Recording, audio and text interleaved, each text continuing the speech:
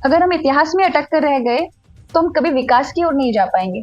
क्या लगता है कि सोशल मीडिया के थ्रू भी साधु संत जो है वहां अपनी पहुंच बना रहे हैं जहां तक वो पहले नहीं नहीं पहुंच पाते थे? जब अधर्म पहुंच सकता है, गलत गलत मूवियां पहुंच सकती हैं, तो फिर धर्म क्यों नहीं पहुंच सकता? तो जब जब जिस युग में जिस मीडियम की आवश्यकता पड़ती है, धर्म उसी के अनुसार चलता है। और कहीं ना कहीं धर्म जागृति का अभाव है उन क्षेत्रों में जहां पर धर्मांतरण हो रहा है। सभी सनातनियों को वहां पर भी विचार करना चाहिए। हिंदू राष्ट्र को लेकर इन दिनों देश में अलग अलग साधु संतों की अलग अलग बयान आ रहे हैं, अलग अलग चर्चाएं हो रही हैं और देश में ये मुद्दा काफी गरमाया हुआ है। इस वक्त हमारे साथ बात करने को मौजूद है मशहूर कथावाचिका कृष्ण प्रिया जी। कृष्ण प्रिया जी, आपकी क्या राय है इस पर्टिकुलर इस मामले पर, हिंदू राष्ट्र को लेकर जिस तरह से साधु संतों का बयान आ रहा है? धीरेन्द्र कृष्ण शास्त्री जी जो है एक यात्रा भी निकाल रहे हैं दिल्ली से वृंदावन के बीच। आपका अपना क्या मत है इस मामले में? अच्छा है हिंदू संगठन एकत्र हों, लेकिन हिंदू राष्ट्र पहले से ही है। हम सभी हिंदू एक बहुत भारी मात्रा में यहाँ रहते हैं, पर कहीं ना कहीं हम हिंदू तो एक नहीं है। हम सभी में अलग थलग संप्रदाय हो सकते हैं, अलग अलग अर्थों में हम बटे हुए हैं। तो मेरा ऐसा है कि आप सभी एक साथ हो और संतों का उद्देश्य यही है कि आप एक होकर के और उसे एकता रूप में, राष्ट्र रूप में देखें।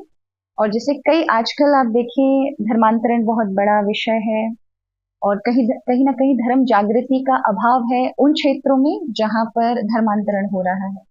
तो हमारे साधु संत इत्यादि और जितने भी हिंदुत्व संगठन हैं, सभी सनातनियों को वहां पर भी विचार करना चाहिए और ऊंच नीच भेदभाव से ऊपर उठ करके अब सभी को एक हिंदू, जातिगत इत्यादि में ना बटें। अब आप एक परमात्मा की संतान हैं। ठीक है, पूर्व में जो भी रूढ़िवादी परंपरा रही हो, हमें इतिहास से सीखना चाहिए, इतिहास में अटक के नहीं रहना चाहिए। आज हम मैं बहुत बार बड़े बड़े राजनेताओं को केवल पूर्व की चीजों को अटक के देखने, बार बार वही चीजों को दोहराते, हमारे साथ ये हुआ। हमें इतिहास से यही चीजें सीखनी चाहिए, वो गलतियां हमसे दोबारा ना हो, हम आगे बढ़े। अगर हम इतिहास में अटक कर रह गए तो हम कभी विकास की ओर नहीं जा पाएंगे। आज हम सबको एक होना चाहिए, ना कि बंटना चाहिए या बांटना चाहिए। तो सभी जितने भी मेरे सनातनी भाई बहन हैं, हिंदू धर्म का अवलंबन करते हैं, उन सभी को एकता दिखानी होगी। तभी हम सभी एक साथ होंगे, एक रास्ते पर होंगे, तो अवश्य प्रगति की ओर और अपने वास्तविक सनातन धर्म से जुड़ेंगे। श्री मौजूदा युग जो है सोशल मीडिया का युग है और इस युग में जो है एक आश्चर्यजनक रूप से एक मोटिवेशनल स्पीकर और साधु संतों की बातें भी जो है वो युवाओं तक पहुंच रही। इन दिनों प्रेमानंद जी महाराज जो है उनके काफी फैन फॉलोइंग है और लोग उनको मानते भी हैं, खासतौर से युवा बहुत आकर्षित हो रहे हैं। तो ऐसा देखा जा रहा है कि नशे पर जो है उनका जिस तरह से बयान आता है तो काफी लोग इंस्पायर होके जो है उससे दूर हो रहे हैं। तो क्या लगता है कि सोशल मीडिया के थ्रू भी साधु संत जो है वहां अपनी पहुंच बना रहे हैं जहां तक वो पहले नहीं पहुंच पाते थे? नहीं, ऐसा नहीं है। हर युग में एक माध्यम रहा है। आज आपके पास सोशल मीडिया है, पूर्व में बुक था, तो वो बुक के माध्यम से जुड़ते थे।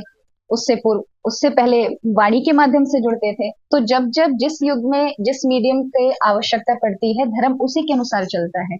आज सोशल मीडिया के द्वारा जन जन तक पहुंचा जा सकता है, हर एक व्यक्ति तक पहुंचा जा सकता है। तो जब अधर्म पहुंच सकता है, गलत गलत मूवियां पहुंच सकती हैं, तो फिर धर्म क्यों नहीं पहुंच सकता?